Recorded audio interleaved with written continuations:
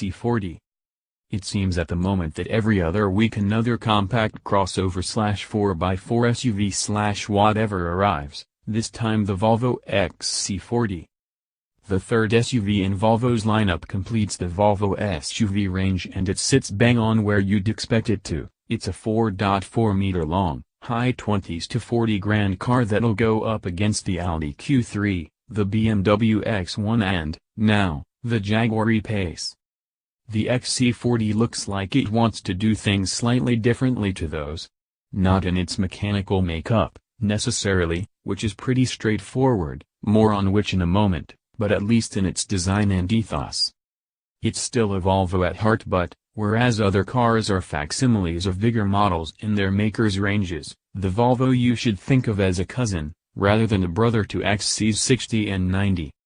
Not only is it smaller, then, it's a bit chunkier on the outside, and a bit funkier on the inside, than the more elegant but understated 60 and 90 models, which is a theme you might expect to continue when smaller saloons and estates come on this platform too. The platform, or architecture, is new. CMA, or Compact Modular Architecture, they call it, and it's one of two that'll underpin all Volvos. The 60 and 90 models are on a different one. Here it is, for the most part, pretty conventional. It's a steel monocoque, with McPherson struts at the front and a multi-link arrangement at the rear, electrically assisted steering, and transverse, front-mounted engines driving front or fore wheels. Initially, all XC40s coming to the UK are four-wheel drive and have automatic gearboxes. You'll have a choice of a 187 bhp 2.0-liter diesel engine, D4, or a 247 bhp 2.0-liter turbo petrol, T5. Here, we've driven both, you lucky devils. As for trim levels, UK cars will be available in 7 trims ranging from Momentum through to Inscription Pro and First Edition models. Entry-level Momentum-trimmed cars get LED headlights, automatic wipers and lights, rear parking sensors, 18-in alloy wheels, cruise control, plus a wealth of Volvo's safety technology fitted as standard.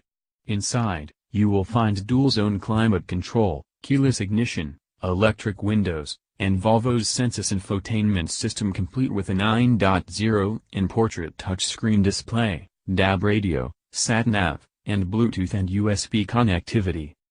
Upgrade to our design, and the XC40 gains a leather upholstery, LED front fog lights, gloss black exterior trim, a sporty body kit, sports suspension and electric folding door mirrors, while the range-topping Inscription model gets driftwood interior touches, chrome highlights, ambient interior lighting, a powered tailgate, thick pile floor mats and front parking sensors.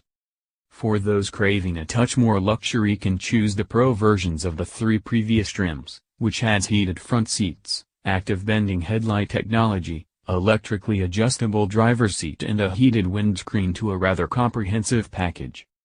Those wanting more exclusivity can opt for the First Edition model, which comes with heated rear seats and steering wheel, keyless entry, a Harman Kardon stereo system, smartphone integration, wireless phone charger and a host of equipment packs found on the options list. Outside? Willfully different to A, the norm, and B, other Volvos, both of which is cool by me. In making it look like a tough little robot, apparently, it's most like, I guess, a Skoda Yeti, happy to be a bit blocky and earnest. There are neat touches. Still, it's about 25mm wider at the back than the front, and there's a ditty rubber Swedish flag hanging off the side of the bonnet, which is cute. Likewise inside, there are Volvo themes, the big, horizontal dash line, but here intercepted with bolder details, like novel air vents. Obviously, perceived material quality is lower than in more expensive XCs, but they've done what they can to alleviate that. One is make things a bit funkier to look at, but, similarly, cut down the number of moldings to reduce tooling costs, so the cost spent on each individual switch can be a bit higher. Look at the door card, for example. Instead of a multitude of molds, there's one and a lot of carpet, or felt. In being unable to afford premium materials everywhere, they've been a bit creative, and it has worked. There's still fine practicality, mind. The driving position's good, the Sensus touchscreen remains, for better or worse, mostly better. There's strong rear seat space and a decent boot, whose floor has built-in bag hooks, revealed if you flip it half upright. All pleasing stuff. To drive, the XC40 continues Volvo's recent themes more authentically. There's no great addition of verve or sparkle because this is the smallest Volvo. It remains safe, predictable, but far from unpleasant.